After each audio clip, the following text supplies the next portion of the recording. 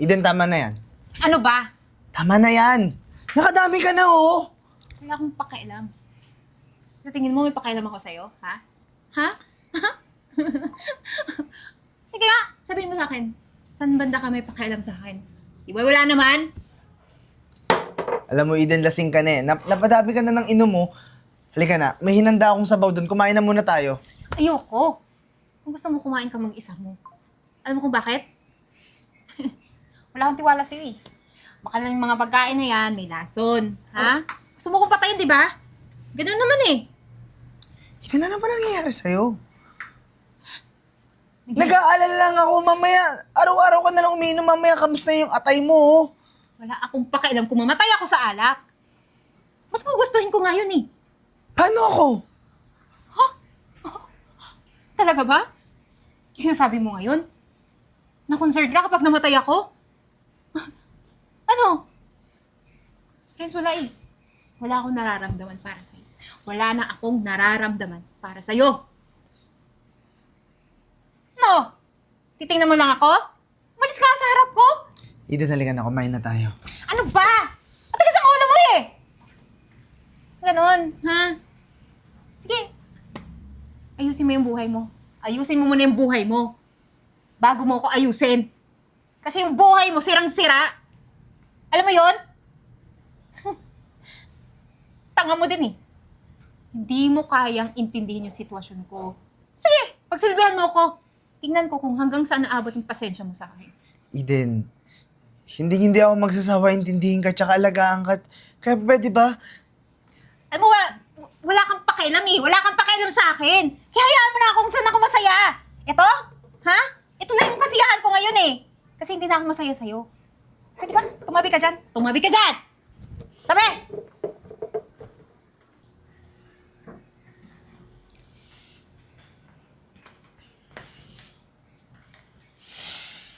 Renz, narinig ko yung mga pangyayari. Akin lang naman, ma. Nag-aalala lang ako kay Eden. Tsaka, araw-araw na kasi siyang umiinom eh. Hindi ko alam, baka mamaya, mapano siya.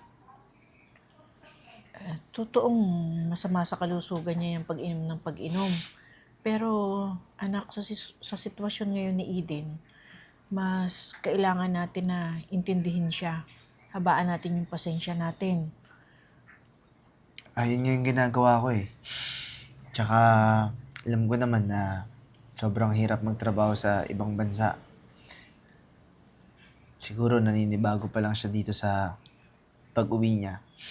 Bukod sa doon, ilang taon din siya naghirap nga doon sa ibang bansa. Hindi natin alam kung anong buhay meron siya doon sa pag-alalay at pagtulong niya dito sa atin.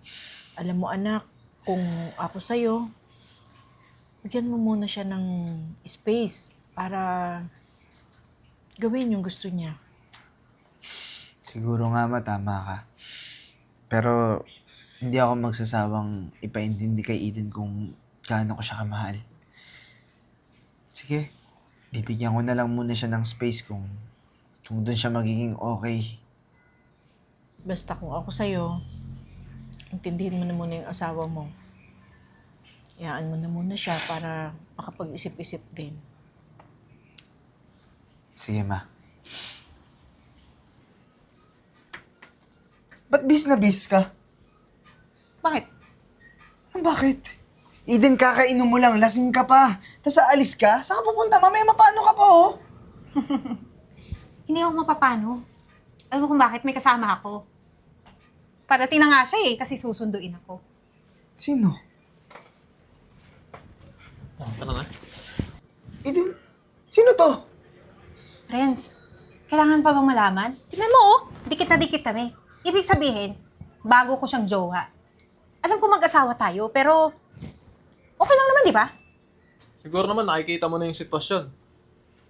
Hindi mo na kailangan magtanong. Hoy, asawa ko yan. Alam ko.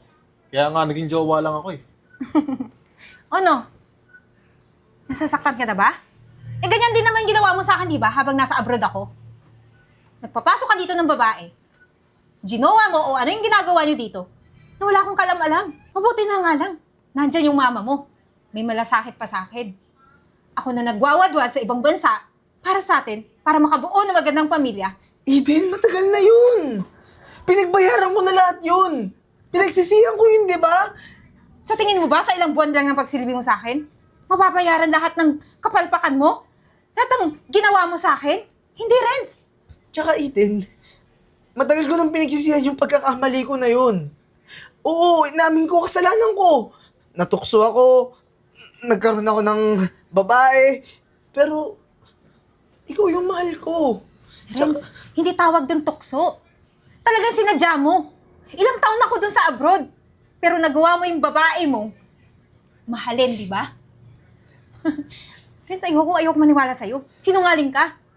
Kaya ano? Ginagantihan mo ako dito ngayon? Oo! Yun naman yung gusto mo malaman, di ba? Yun ang gusto kong maramdaman mo. Matakot ka sa sarili mong multo. Kahit ilang taon mo pa ako o habang buhay mo akong pagsilbihan, hindi mababayaran yung sakit na dinanas ko dahil sa'yo. Eden, nagmamakawa naman ako.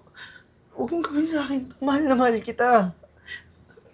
Mahal mo ko? Eh di sana hindi mo ginawa yung pangangabit. Ano ba bang silbi mo sa akin? Wala na, di ba? Ako din naman eh. Wala na akong silbi sa'yo. Eden, hayaan mong patunayan ko yung pagmamahal ko sa'yo na nagbago na ako. Sige na, nagmamakaawa naman ako. Tol, kayang-kaya yung salita. Pero mahirap yan sa gawa. Masyado mo sinaktan si Eden. Ano? Mabuti pa tong jowa ko eh. May concern sa akin. Alam anong nararamdaman ko. Alam yung anong dinanas ko. Pero ikaw, wala rin. May kasabihan nga, di ba? Nasa huli yung pagsisisi. Kaya hayaan mo na ako maging masaya. Hayaan mo ako maging malaya. Eden, paano ako? Hindi ko kaya mabuhay nang wala ka. Huwag ka mag-alala. Gumagawa ko ng paraan para maghiwalay tayo ng tuluyan. Para hindi ko na dala-dala yung apelyido mo. Eden, naman gawin sa akin to. Kaya nagmamakaawa ako. Eden, huwag mo akong iwan. Tama na sabi eh. Renz, tawag ako ng tawag sa'yo. Hindi mo sinasagot yung tawag ko. Anong ginagawa mo dito? Gusto ko lang naman panagutan mo ko. Eh, di ba binuntis mo ako? Tsaka di ba sabi mo, mahal mo ako. Arian! Mahal kita noon. Nung wala pa yung asawa ko. Pero dahil andito na si Eden, siya yung mahal ko. Tsaka, sigurado ka bang akin yan? Anong sabi mo? Hindi ka sigurado kung sa'yo to? Renz, ang tagal-tagal nating nagsama, tapos tatanong ka kung kanino to? Arian, Sinaulo ka ba? Arian, andito yung asawa ko.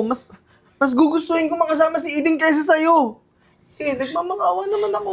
Sino ang asawa mo? Ako. Bingi ka ba? Hindi mo narinig yung sinabi ng asawa ko? Pero, nice to meet you. Finally. Nakita din kita in person. Wow ha? Congrats! Magkakaroon na pala kayo ng anak ng asawa ko habang ako nagwawadwad sa ibang bansa. At ang nakikinabang sa pera ko, kayong dalawa. Eh, asawa mo naman unang lumapit eh. Hindi naman ako. Eh, alam mo naman, di ba, may asawa, itong lalaking to. Eh, bakit ka pumatol? Alam mo, yung bagay sa inyong dalawa, magsama kayo. Kayo talaga yung meant to be. Dapat lang magsama kami kasi kawawa naman yung bata paglabas walang ama, di ba? Ayun na nga. Binibigyan ko na kayo ng pabor. Kayo na magsasama, magmamahalan, wala na akong pakialam. Ayun pala rin, so, umapahid din ang asawa mo. Eh, ako hindi ako papayag. Eden, mahal kita. Renz, tama na. Lahat ng mga papeles, inaasikaso ko na para maghiwalay na nga tayo, di ba? Gusto ko lang naman maramdaman mo eh. Ano yung sakit na dinanas ko nang dahil sa'yo? Pinagsisihan ko na yun, Eden. Eden, hindi ko kaya mawala ka sa buhay ko. Wala na, Renz. Nakaganti na ako sa'yo. Sapat na yon. Sapat na nakita ko yung pagdurusa mo habang ako naglolo ko. Ito si Rendon. Hindi ko naman to talaga jowa. Pinsan ko siya. Talagang gumanti lang ako sa'yo. Mahal kita, Renz. Kaya hindi ko kayang gawin yun. Ano yung ginawa mo sa akin? Nagpanggap ka na may lalaki para lang saktan ako, Eden. Pero tama na. Tama na. Sana naman maintindihan mo. Alam mo, tama siya. Sa kabila ng sakit na ginawa mo sa kanya, at least ngayon, binibigyan kanya ng pagkakataon para sa ibang tao. Pero, Pero nagmamakaawa naman ako kasi. Renz, tama na. Ayoko na. Ayoko nang marinig ano pang explanation mo. Umalis ka na sa pamamahay ko, magsama kayo ng kabit mo, wala akong pakailam. Parang awa mo na. Ako na naman makaawa sa'yo ngayon. Ano nga, Renz? Kawawa naman yung bata. Lalabas sa mundong to, walang tatay.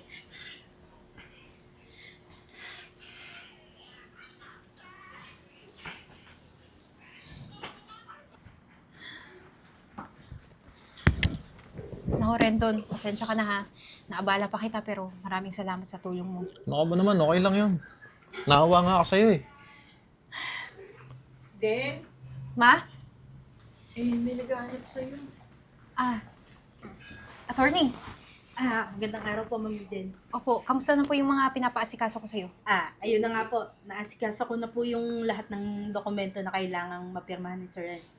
Bibigay ko na rin po to sa kanya para mapirmahan niya. Maraming salamat po sa tulong niyo ha. Ama, attorney ko pala siya yung pinaasikaso ko para sa annulment namin ni Renz. Narinig ko lahat na pati si Rendon pala pinsan mo. Akala ko kanina magiging asawa mo. Narinig ko naman lahat, Eden. At humingi ako ng pasensya sa'yo sa ginawa ng anak ko. Alam ko naman na anak ko yung may pagkakamali.